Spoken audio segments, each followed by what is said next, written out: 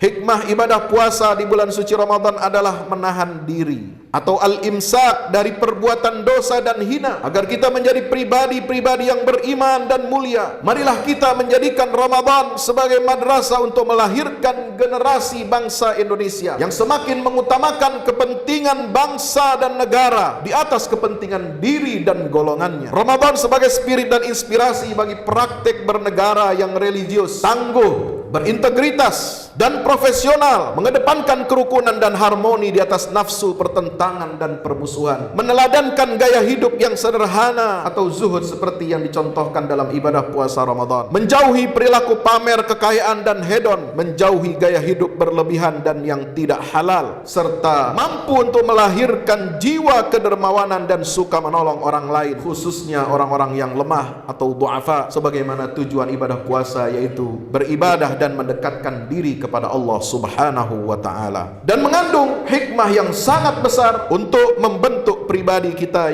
yang bertakwa kepada Allah Subhanahu wa ta'ala. Hakikat Ramadan ini sepenuhnya adalah untuk pendidikan dan penempaan ketakwaan kita kepada Allah Ta'ala, seperti besi yang dipanaskan lalu kemudian ditempa, dibentuk untuk menjadi alat senjata yang paling efektif dalam menghadapi godaan-godaan iblis yang hendak menjauhkan kita dari jalan Allah Subhanahu wa ta'ala yang lurus. Karena bulan Ramadan yang pertama adalah bulan ketaatan dan tasbih seluruh alam semesta, sebagaimana firman Allah dalam surah Al-Isra 44, "Tusabbihu lahus samawati sab'u wal ardu wa man fihin wa in min syai'in illa yusabbihu bihamdihi walakin la tafqahuna tasbihahum innahu kana haliman ghafura." Langit yang tujuh, bumi dan semua yang ada di dalamnya bertasbih kepada Allah, dan tiada satupun yang melainkan bertasbih dengan memujinya, tetapi kamu sekalian tidak mengerti tasbihnya alam semesta itu. Sesungguhnya Dia Allah adalah Maha Penyantun lagi Maha Pengampun. Setelah selesai menunaikan ibadah puasa Ramadan dengan inti hakikat Ramadan seperti yang kami uraikan, maka kita dituntut untuk beristiqamah di atas jalan Allah, sebagaimana pesan Allah dalam surah Fussilat ayat 30, "Innal ladzina qalu rabbuna Allah humma istaqamu tatanazzalu alaihimul malaikatu alla takhafu wa la tahzanu wa abshiru bil jannati allati kuntum tu'adun." Sungguhnya orang-orang yang mengatakan Tuhan kami adalah Allah, kemudian mereka meneguhkan pendirian mereka, maka malaikat akan turun kepada mereka dengan mengatakan, "Janganlah kamu takut dan bersedih, jangan kamu bersedih, dan gembirakanlah mereka dengan surga yang telah dijanjikan Allah kepadamu." Allah memuji orang-orang yang senantiasa berkomitmen untuk beriman dan istiqamah di atas keimanannya. Bagaimana Allah membalasnya? Allah akan meneguhkan pendirian mereka, bahkan malaikat-malaikat pun turun untuk menyampaikan kabar gembira, dan malaikat-malaikat itu turun bukan hanya di malam Lailatul Qadar untuk menyapa kita, membawa rahmat, salamun hiya hatta matla'il fajar, tetapi setelah Ramadan pun kalau kita ingin disapa, kalau kita ingin diberkati dan diberikan rahmat oleh Allah dengan